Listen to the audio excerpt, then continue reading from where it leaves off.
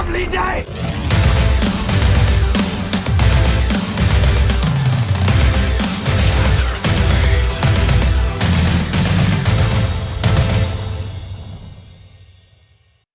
Welcome to Flat Earth Debate Uncut and After Show. No, live.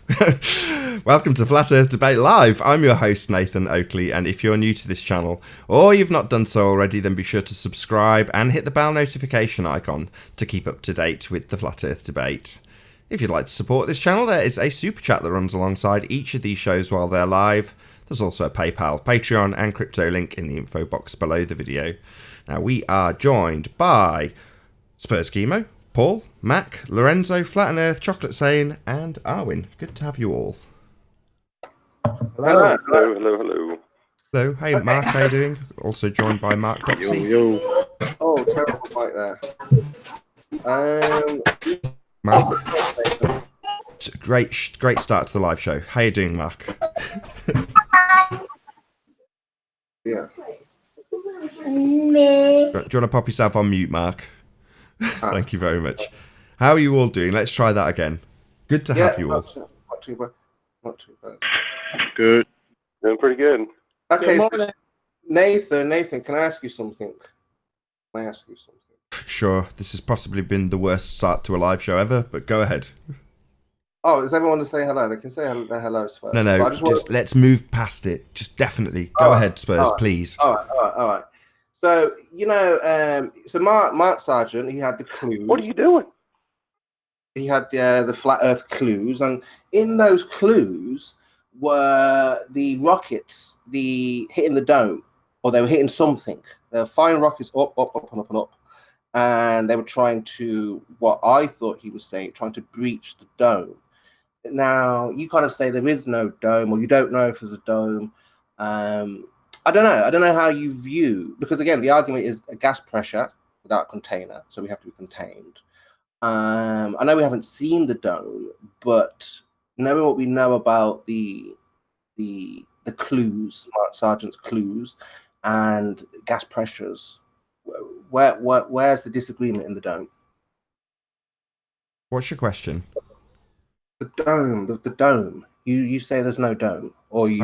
I don't know what the sky is. That's my stance. I don't know what the sky is.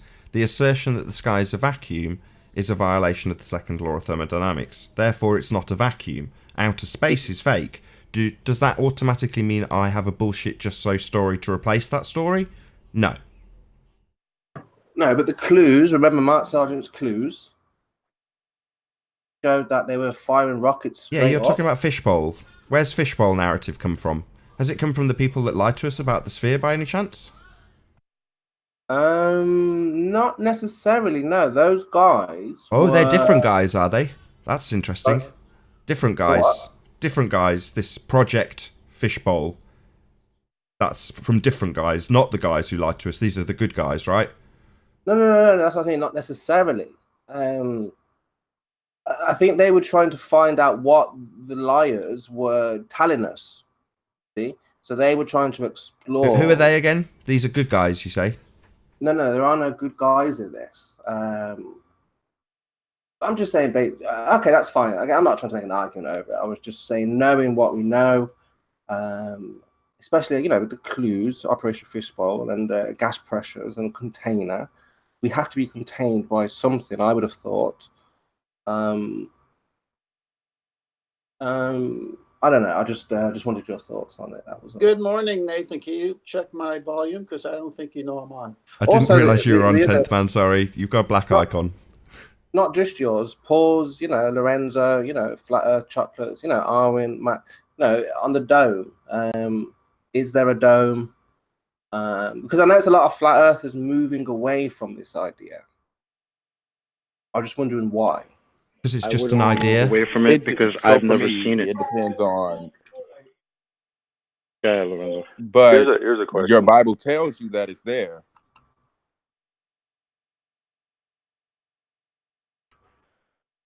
There you go, Spurs. What did you say?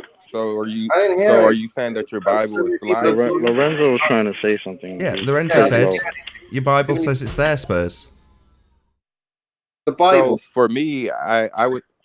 I would say it comes down, and I know y'all was just going hard in the paint about beliefs and all this other stuff, but I think it comes down to what you actually believe in. Some people believe in the Bible. Some people don't necessarily believe in the Bible. For me, people that believe in the Bible, the Bible clearly says that there's a firmament. Okay, yet they still don't believe in it. Me, I kind of sort of lean towards what the Bible says, even though I don't fully believe in the Bible 100%.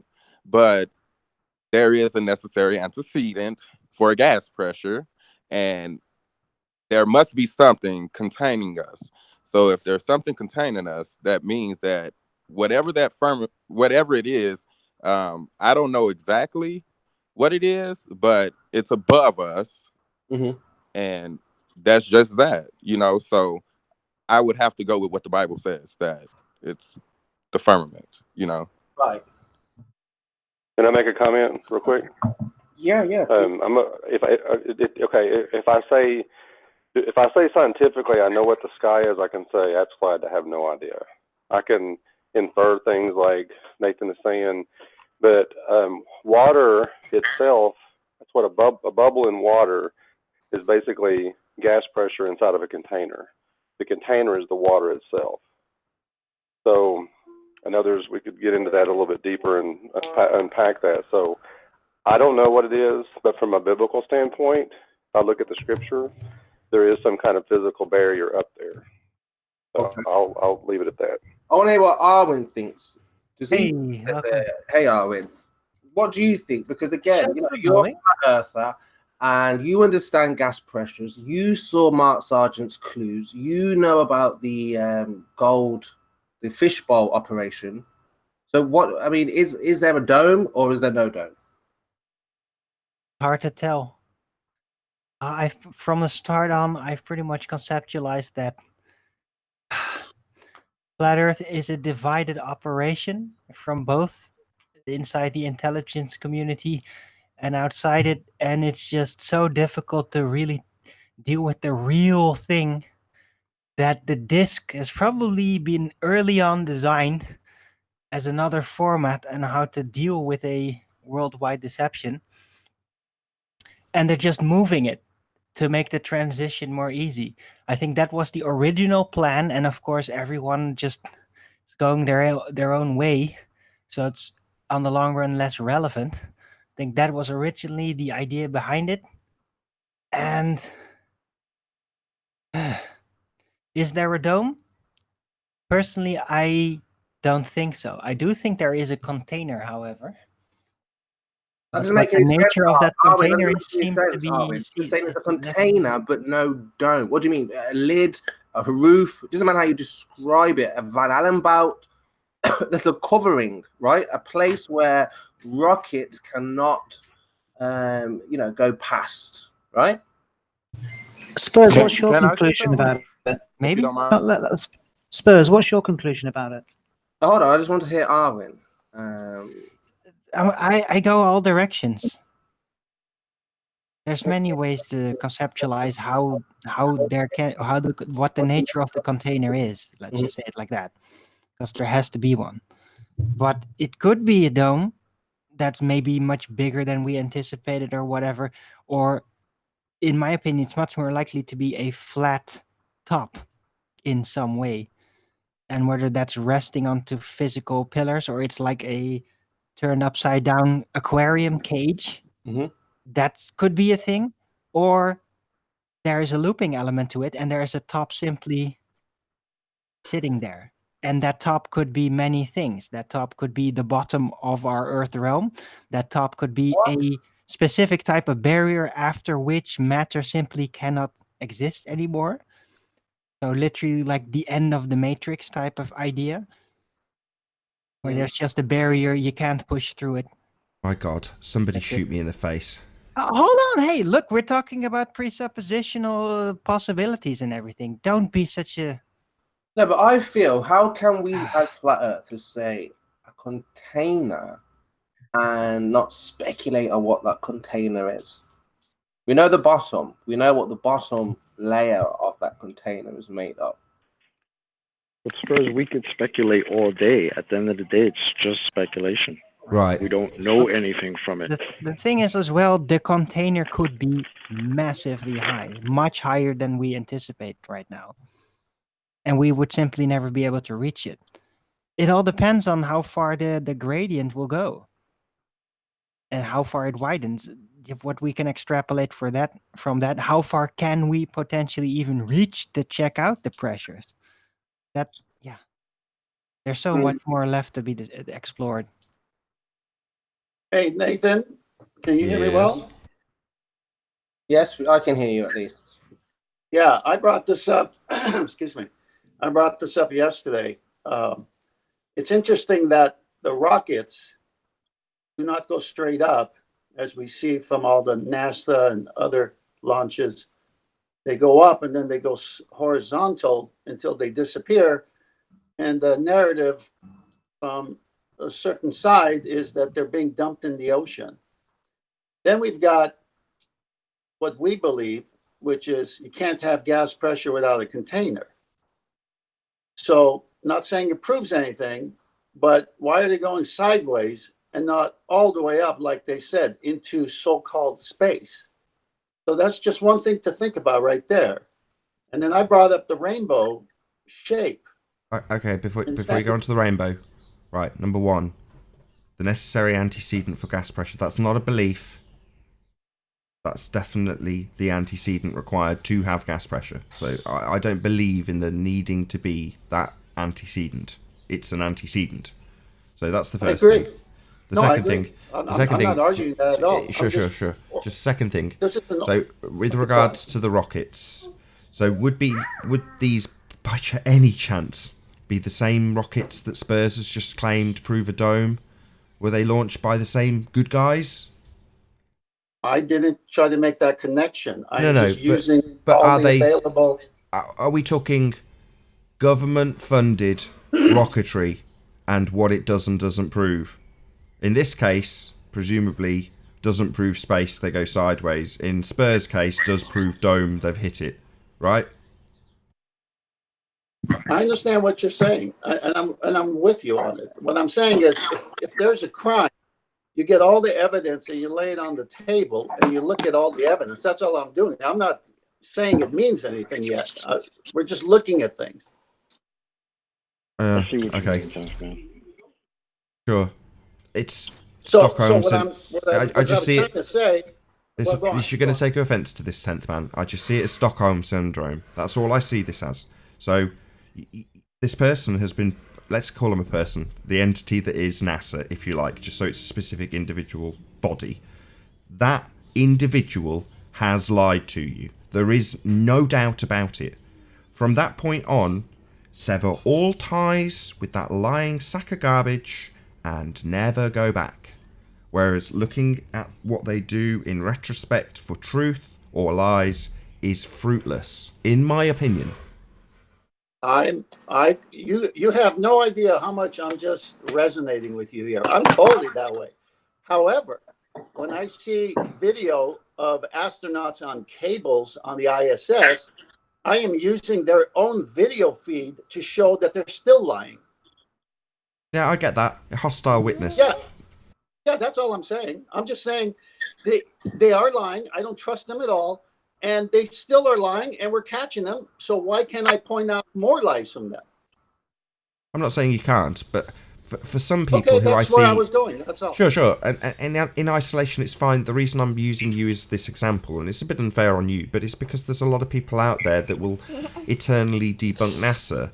And it's like, once you know they're lying, it's kind of...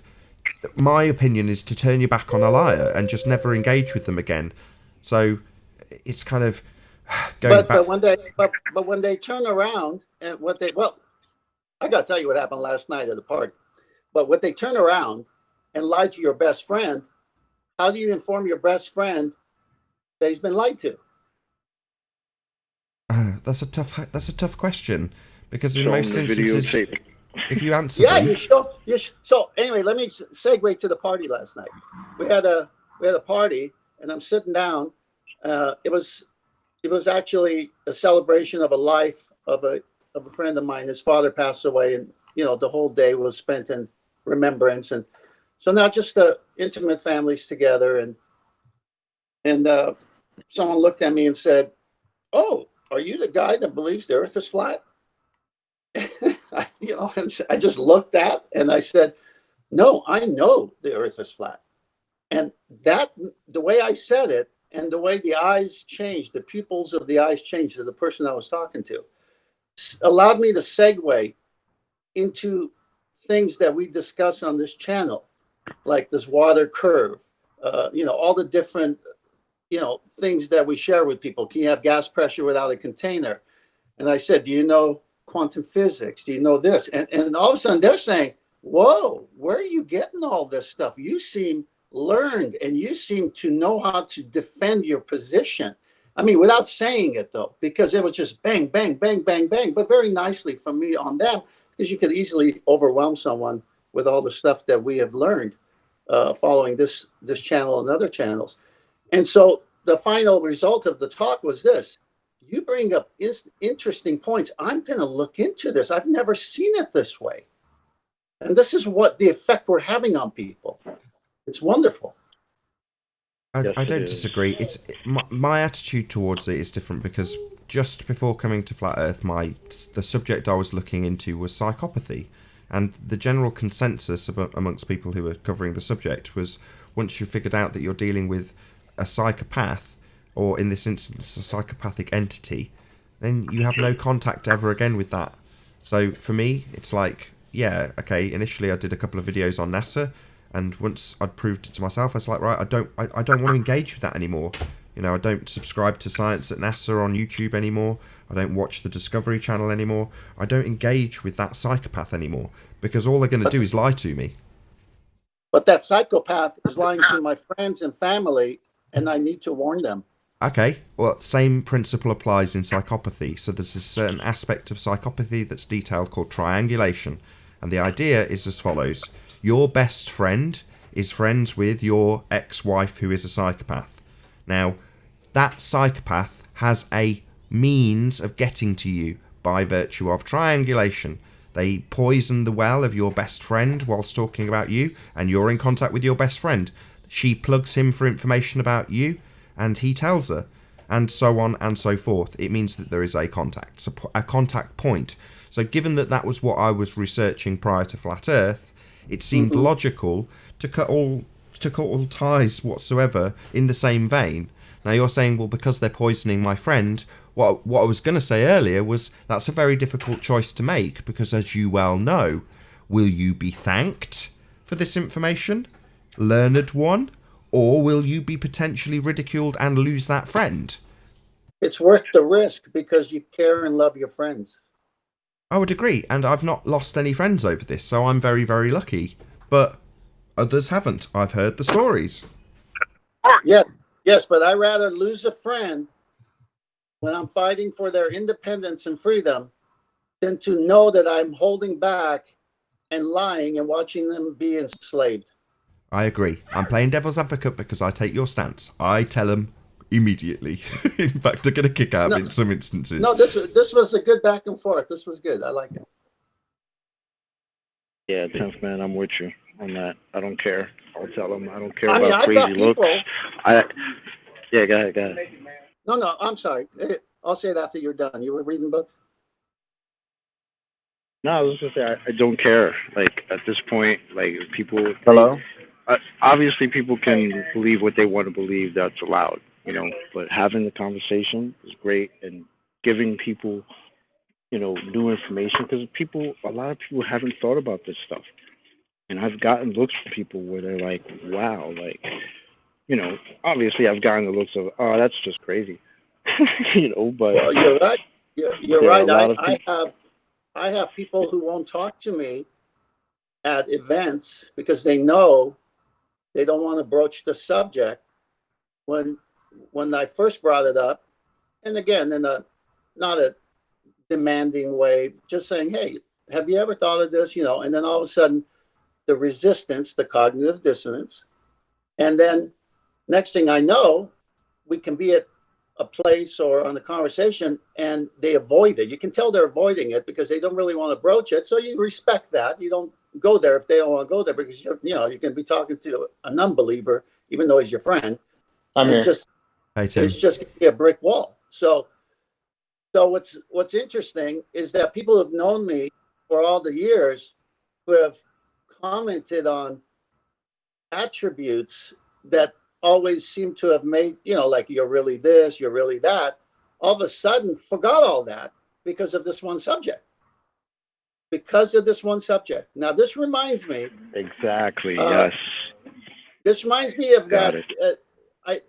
I may get it wrong, but I think it was Plato and the cave story about the people in the cave, and they were facing a wall, and on the wall the shadows were being cast from behind where there was a fire lit and people were walking, and they never saw the real people. They just saw these shadows on the wall. So they grew up all their life. Now, of course, it's a made up story, but there's a point.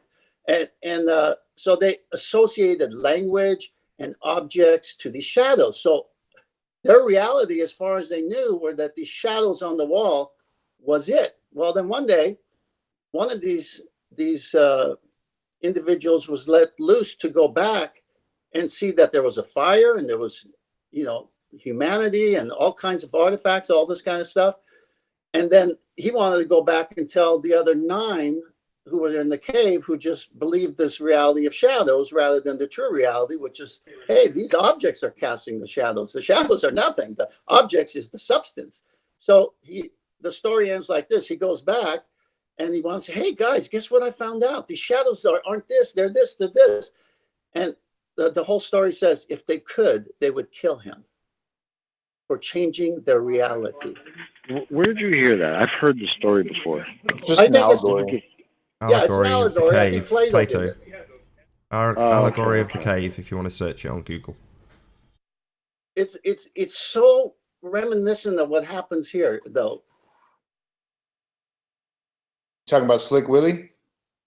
No, I'm talking about everyone that I talk to who gets cognitive dissonance immediately because of the programming.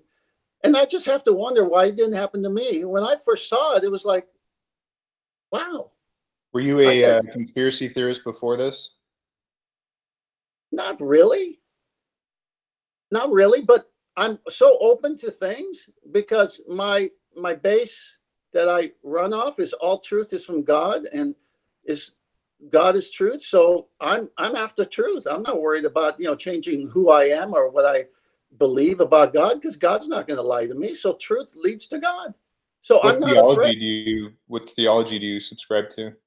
Well, I'm a Christian. I said on the first show I'm a Christian, but I'm on this station because it's secular and I want to use the rules of logic and the law of non-contradiction to prove the flat earth because people do violate the law of non-contradiction all day long.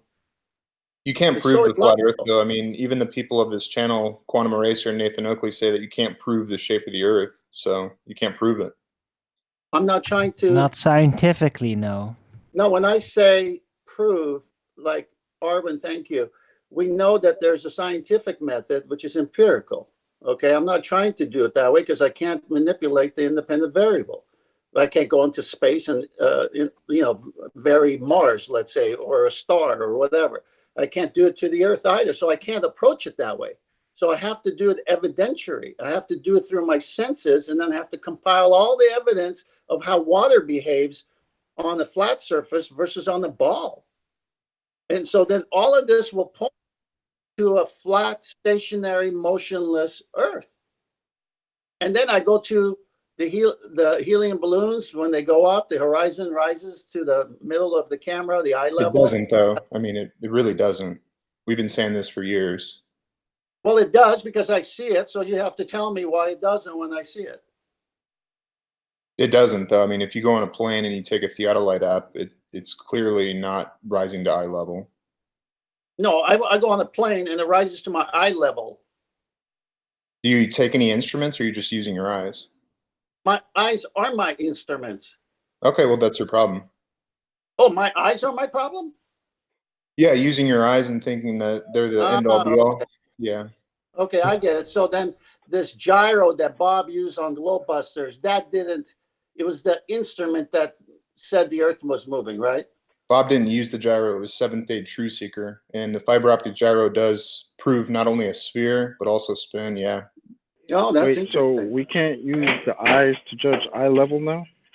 That's what we're No. You doing. can, but it's much better to use instruments like a Well, if I theodolite. look out a plane window and I see the horizon and I can see with my eyes and it's level, that's not eye level? Like it's risen. Like it should drop away, Tim. I think you should know that by now, Exactly. bro. It does, though. I mean, even Hey, all my Tim. drone videos, you can see it drop away. So. Show me the curve. Hey, Tim. Show me the curve. That's one of our Hang on a second. housekeeping questions. Hang on. But Tim, Hang on, the Tim. horizon Yes, ma'am. looks the same place when I'm at 10,000 feet as it does when I'm at 35,000 feet. Where is it I dropping? already told you guys, if you want to use your eyes, that's one thing. But if you want to use like a theodolite or something like that, that's another thing. I've already done theodolites and auto levels and all that stuff. So, I mean, whatever. Hey, Tim, can I ask you a question? Sure. Were you on a commercial plane? Was I? I am a lot, yeah. Okay, were you using all this on a commercial airline? Yes. Okay, is the plane you were on, do they have two window panes? There's way more than 2 window planes in a plane. I don't know what you mean. Window, like when you look through the window, there's usually I think he two. means the glass because there's usually double glass two. or some of them triple glass, something. Right. Did your planes have those on them? No, it was one of those special planes that are very dangerous that don't have, safety measures. Oh, I'm actually honestly asking you. You could be sarcastic if you want, but I'm honestly asking. I think it's a rhetorical question because all commercial planes are going to do that, right? Okay. When you were using your theodolite, did you account for the refractive index of those two window planes? Did you guys count when you're looking with your eyes? Did you guys count with the refractive index? 2 people can play this game. I've not made that claim. I'm not. So that's somebody else's claim. I didn't. I'm asking you. How about I don't even care about your refraction. I looked out the window. I saw the horizon. There it is, right in front of my face at eye level. Right, but they got to Completely risen with they me. got to tell you it's not there because they want to control the narrative with a theolite. I have They to can use say that whatever for they want to say with their theodolite. Yeah, that's okay. I mean, nobody really cares that flat earthers believe the Earth is flat. It doesn't Apparently matter. you do because you're here, buddy. Apparently you do. No, I'm just here to talk to you guys and be a glober on the panel because there's never any globers here. So why aren't you welcome? Why aren't you just somewhere else to talk to some other people? Why flat earthers? It's Jose's panel. Just talking to flat earthers, particularly flat earthers, not regular people. I've been talking to you guys for a long time. I mean, I already know the game here. I understand that, no matter what I say, no matter what I show, you guys aren't going to change your mind, and nor should I change your mind. It doesn't matter if it makes you a better person, just like religion. Go ahead. It doesn't matter. I personally know it's never going to go anywhere because it's just not true. Because you know truth. Well, it's been 4.5 years, over 4.5 years, man. I mean, we have 50 different excuses now. It was 38 the other day. We have 50 now. And it's just like we say curve and you guys say a bunch of other stuff. So, I mean, it is what it is. Yeah, we don't exclude why do they optics, have to be excuses? We don't exclude optics. Why do they have to be excuses? Why can't they just be reasons that things are disappearing in the atmosphere? I don't understand. It could be reasons, but there's no way to quantify it. The only reason you call it an excuse is because the only thing you want to hear is curvature. No, it's because there's 50 of them now, dude. It's been 4.5 years. If I'm looking 10 miles away and there's fog in front of me, that's the reason that I can't see 10 miles away. It's not because of curvature. It's just fog. Yeah, it's very simple. Sure. Right. So why is it that has to be an excuse? Why can't it just be one of the things that happens in the atmosphere that obscures vision? If it's a legitimate reason, just like you just said, fog, you can't see something because of fog, sure, I'll go with that. But when we have multiple excuses, then you can take any, But see, you went right back to using excuses, though.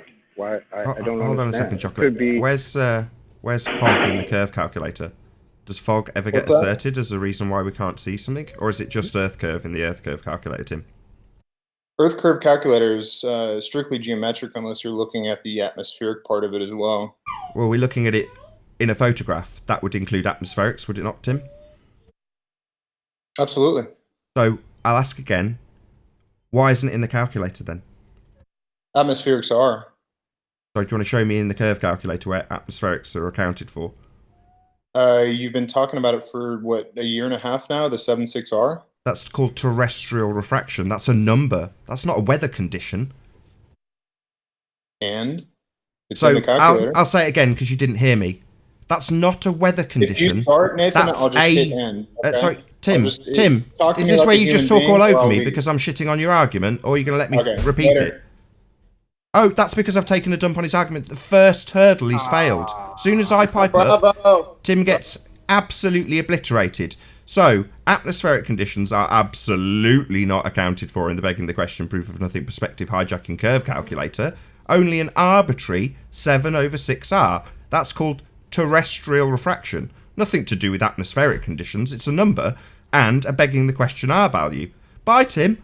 Yeah, you got your ass handed to you pretty quick that time. Right, cool.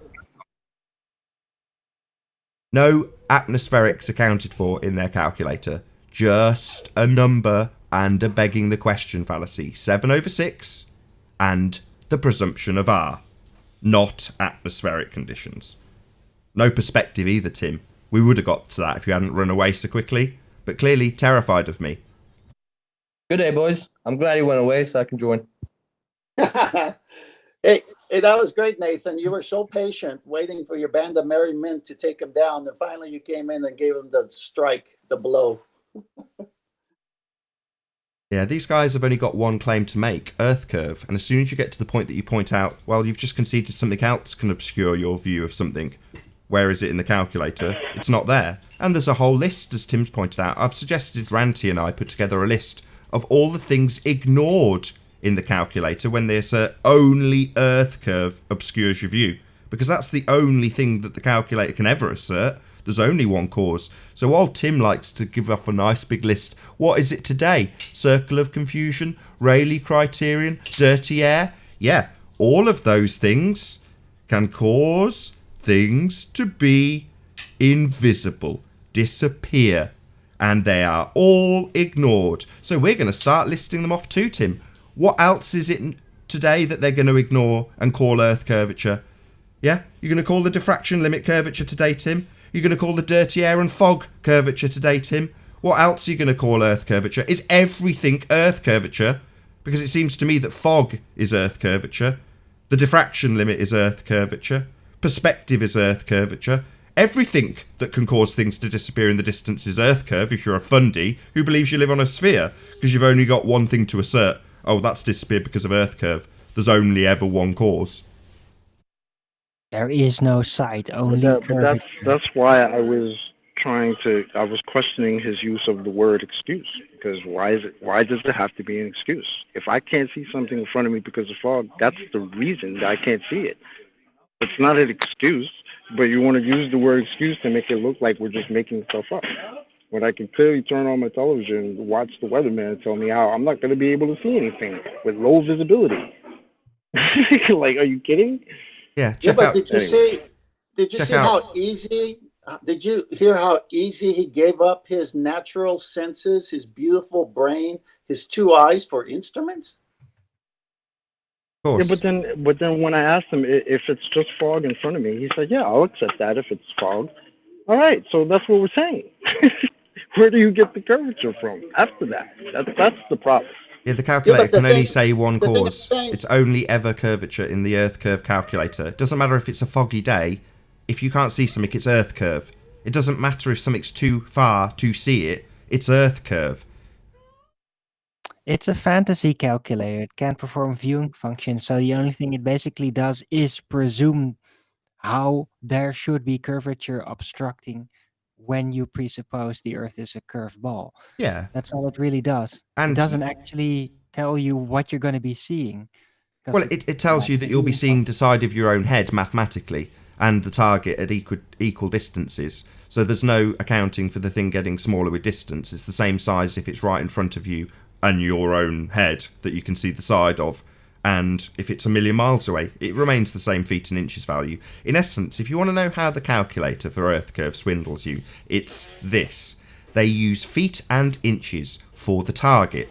Well, a target reduces its angular size with distance. So if you can substitute angular size, apparent size, angular size, for actual size, then you can maintain the actual size at any distance and then assert that it's disappeared to Earth curve when in fact it's just got too small to see. So in essence, Earth curve is just perspective. They just call perspective Earth curve. Now there's a whole lot of other things that we can also list. Go to Tim Osman's channel if you want to list all the things that they just call Earth curve. Because they can only call it one thing, Earth curve. It's the only assertion made. So it doesn't matter if it's a foggy day. It doesn't matter if the thing's too small into the distance. It doesn't matter if you observe linear perspective. You will ignore it and call it Earth curve. What's great? Curvature is like a witch. Anytime there is any kind of obstructure, it must be curvature. It's curvature. It's curvature. Well, what's great is they used to tell us, hey, that ship disappeared. That's the Earth curve. Now we broke that down, and now we can prove that ships aren't disappearing due to Earth curve. So now they're saying, well, you got to have this special instrument. Now your eyes won't see it, so just trust the special instrument. What he's saying is, when you go up in a plane, in the same way as the visibility given any day is very, very changeable, it's variable. Some days you can see a long way because it's nice and clear. Some days you can't because you've got fog and you can see a metre in front of you. So it's hugely variable from almost nothing to potentially 100 miles. Well, when you rise in altitude and get above the crap that we have at the ground level, you can see even further. But the same rule of thumb applies. The day is variable in terms of how far you can see. And how far you can see dictates how high that horizon line will be. So the horizon, depending on how far you can see, will raise and lower. And they claim that effect, well, guess what? That's Earth curve. It's dropping. It's the only assertion that can be made. Hey, Chris, how you doing? Oh. Good. Chris, tell us about your video. I've heard so many people telling me I should be watching it and I haven't. So can you tell me what's occurring? Well, it might turn out that Jose's hangout is better than we thought because we can get these ballers on there and even 8 verse 2, 7 verse 3 bald flat. I mean, we're just really handing them their own ass. And so the other day was a Monday. I was on and talking and Rumpus was giving a presentation, and in his presentation, which by the way, this is like a 150-page document according to him. He had some pictures of that Soundly took of around the Lake Pontchartrain area, and apparently the pictures were taken from the same height and from the same distance. And what I noticed is that in one image, in the top image, it was like squashed, completely compressed, and you could see maybe call it 3 floors, if that. And the bottom image was maybe 20 floors, 18 floors, I don't know exactly. And I was questioning him on how that's possible. And he said, well, it's refraction. And I said, okay, so basically, and there's more to it, but the long story short is I said, so basically what these images are showing is that refraction alone, because it's, again, same height, same distance, so refraction alone can shrink or cover up to, I said 70 to 80% of the building. And he said, correct. And then it gets funny because he goes on to stumble and he misspeaks. So that's basically refraction alone can cause something to disappear, not just curvature from Rumpus's mouth. That's what you're saying? That's right.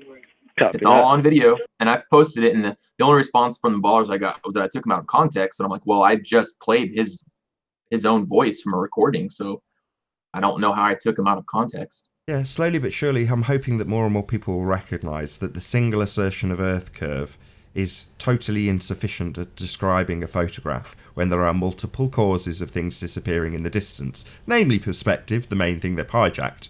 But as you have these things detailed and listed, and they concede any other cause other than Earth curve, they immediately screw themselves. They immediately are in a position where they've validated the argument that the calculator is not accounting for viewing functionality. Something that Rumpus, the only one who's technically got the argument correct, will concede. Oh yes, it's not comparable to pictures, it's not performing viewing functionality. We're just comparing it to viewing functionality with our whole numbers, feet and inches or meters, that don't change with distance, and then saying that that effect is Earth curve. But they've got all of the rhetoric laid out until they concede another cause of something disappearing. Doesn't matter if it's fog, doesn't matter if it's angular size, it makes absolutely no difference, because none of them are accounted for. There's a whole list of them on Tim Osman's channel, all the things that get called Earth curve.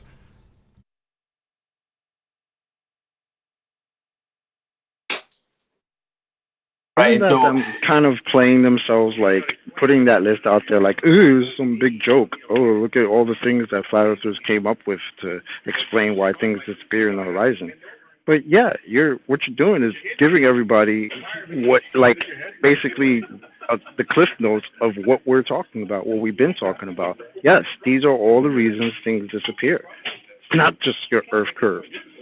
Yeah, but that's what Tim Osman was stupidly hoping for, that he could juxtapose a whole list of things versus his single solitary cause that's asserted, and that would be a win. Because isn't it stupid that they've got multiple causes of things disappearing in the distance? My God, what retards. They should know it's only ever Earth curve that causes things to disappear. And, well, no, Tim. Yeah, the angular size resolution, that can cause things to disappear. You can calculate it in the Rayleigh criterion. It's absolutely real based on the aperture. Something that you'll be using to take the picture you compare and call Earth curve. Yeah, that's real.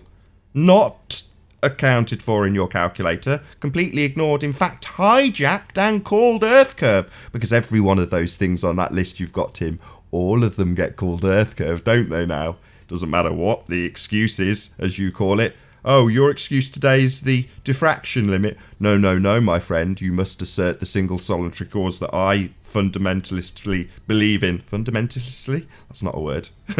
My fundamentalist belief is Earth curve, so you've got to blame that, and only that, because that's the only cause ever.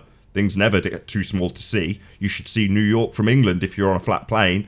Well, isn't it too small to see? Isn't it in that reduced angle that's calculable in the Rayleigh criterion? No. What's that you say? It's Earth curve, Tim, that's caused that? Oh, right. Nah, my friend. Things definitely get too small to see, you perspective-denying retard. There is no viewing function, only curvature. There is only geometry. We can always see things no matter how far, because perspective is not perspective. Earth curve only. There is no Dana, only Zool. Yeah, exactly. There is no viewing function, only curvature. What's caused it to disappear today? Well, we've moved 10 miles away and it's too small. No, you fools, it's Earth curve. What's caused it to disappear today? Well, it's a foggy day and the visibility's reduced. No, you fool, Earth curve. Yeah, so one of the things I noticed in talking, Rumpus talking, before I even asked him that question, is he admitted, or I guess I had asked him previously if something like an inferior mirage can block from the bottom up, because people like Brenda Von Arson or whatever her name is claim that it can't. And so I got Rumpus to admit that, and so I thought, oh wow, he's admitting that. But what he would then go on to say is, yes, but that doesn't account for all of the missing portion. So he'll post this picture of these wind turbines that actually isn't Ranty's. I think he says it's Alkay's, and he's got all these graphics on it to compare the sizes and all. So basically the point is I've gotten him to admit that refraction alone can cover 70 to 80%, but then he goes on to say, oh, but that doesn't account for all of it. But then I'm like, well, yeah, but then you have angle of incidence that we talk about, then you have perspective, etc. So I'm only bringing up the refraction because he was talking about that, and he was basically admitting that on his own. But then I got him to admit it could hide or cover or shrink 70 to 80% of the building, which is a massive amount. Think about it. They're always like, well, where's that bottom half? Well, according to Rumpus, it's hidden behind a layer of refraction.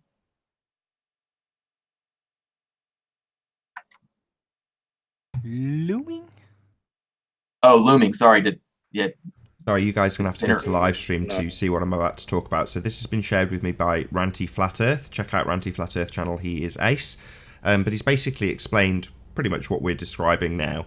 So on the left, you've got the way they present our vision, which is Muppet vision. You get to see the side of your own head, depicted here by an eyeball.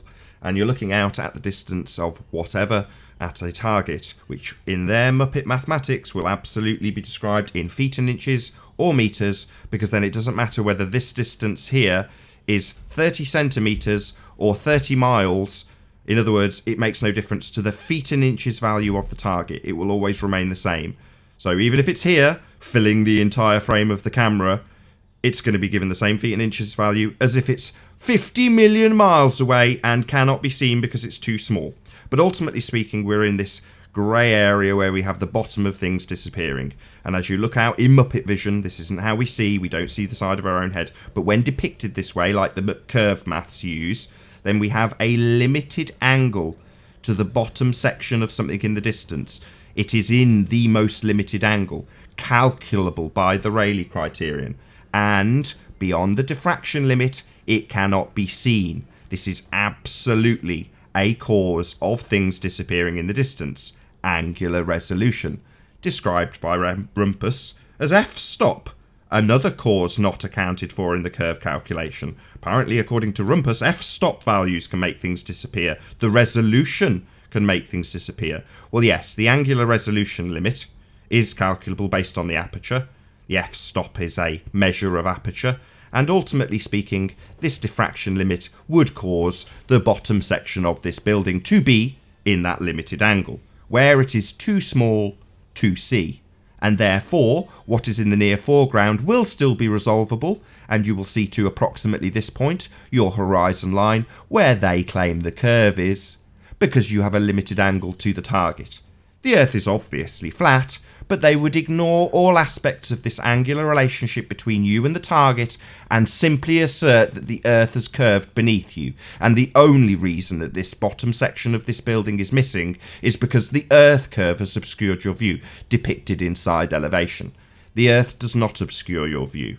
The Earth curve is not a single cause of things disappearing in the distance. Angular resolution, perspective, is the reason.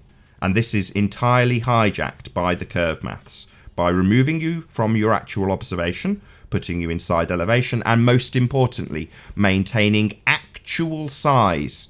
So using feet and inches for the target, which do not change at any distance. Whereas the angular size, the apparent size, the size you see when you actually look from this position rather than depict it in side view, will get smaller with distance until it eventually reaches the diffraction limit and disappears from view entirely. Not Earth curve, perspective. Well said. Hey, can I say something real quick? Change the topic. Yeah. Real quick before you do, I'm sorry, Anna, but did anybody hear Lumpus say that nonsense again? That essentially you'd be able to see your own ass. Yeah, that was on Ranty's re-up. So Ranty did a re-up of his little stint with Rumpus, and he basically, they've already given us that rhetoric, which is to say that where the calculation fails, they will claim that refraction can bandage up any problem, to the point where if you had a clear enough day, you could see around the entire presupposed spherical Earth and see your own arse in a telescope if it was big enough telescope and had a wide enough zoom. The reality of that explanation is that nothing can see that far, because there's a diffraction limit. The diffraction limit is what stops you from seeing for eternity. But in that example of seeing your own arse, it implies there is no diffraction limit and you can see forever. With their bendy light that lets you see forever on their sphere, because they've ignored perspective and called it Earth curve. Right, like just the fact that he said it the first time was, you know, like last year or sometime, that was crazy enough. But then he said it again yesterday. I was like, I don't believe he's really saying that. It's like, this can't be what these guys really think is going on in the world. No, that's their rhetoric and doublespeak. That is their explanation or justification for the being able to see forever. So you can't see forever, there's a diffraction limit, but if you can ignore that and put it into a piece of rhetoric, which is, well, you could see your own arse in a telescope with enough refraction, well, no, you couldn't. But with a big enough aperture, you could see a lot further. The diffraction limit is decreased as you increase your aperture, so you can see further, you can resolve more, and just to round out the point before, I don't know who was saying he wanted to change the topic. The way that Rumpus is explaining how we're seeing these things too far. So by the way, I don't know if you heard yesterday or if you've already mentioned it, he admitted that the only reason you could see Ranty's panda boat from that distance is because it loomed up. So what he's doing to explain seeing things too far is either looming or now what he's calling super looming. So he's going to apparently explain Anthony Riley's, I guess it's an Isle of Man 24-mile observation, shore to shore kind of a thing. And he's already saying it's called super looming. Now, if you Google super looming, guess what? No such thing. Yeah, but that is, again, it doesn't matter what terminology he gives it. It is still part of the standard rhetoric, right? What we are seeing here is a mirage. In other words, you can see the Chicago skyline. It's in perfect proportion. And there it is. But is it real? Well, no, it's just not real. That's how far they'll take their own bullshit. Getting rumpus by Eleanor.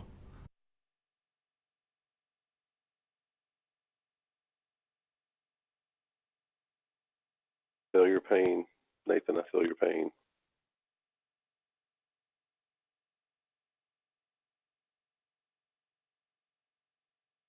All right. Yes, you can bring up your topic. Yeah. Yeah, go ahead. I want you to think about this. We have satellites, yeah?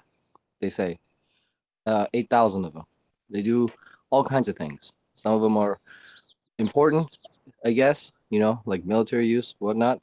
Some of them are stupid, like radio. Like, okay, it's not essential. It's radio. You have all kinds of satellites do non-essential tasks. Okay, so we have satellites. That's what they say.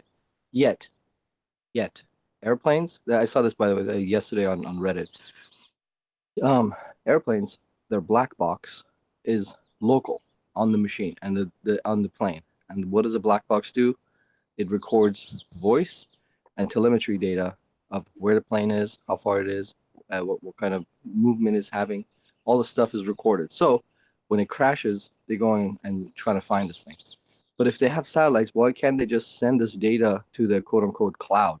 So when the thing crashes, they don't have to go in the middle of the ocean looking for a black box. It's like, why would you store your data that you need to get locally in the machine, and then you have to go through like wreckage and like try to find something to see, hopefully it's intact, or you could just send this data over continuously over to some data center maintained by FAA or the airlines, and then when the thing crashes, you can just log into a server and figure out what happened. Why would you store this thing locally on the fucking aircraft? This doesn't make any sense. And with that, I'll say, if you are watching this live on Nathan Oakley channel, then unfortunately this is where we bid you farewell. However, if you're watching on Nathan Oakley 1980 premiering stream, then stay tuned, as there will be an after show to follow. A massive thank you to all of you who did tune in live, for hopefully liking, smashing the super chat, sharing, commenting, subscribing, all that good stuff, while I get rumpus by my own kid. If you'd like to keep yourself occupied after this live stream is over, then go to nathanoakley.com and check out the Flat Earth Debate Forum to keep up to date with the community debate. I've been Nathan Oakley, and I'll see you all in the next video. Oh, what a day! What a lovely day!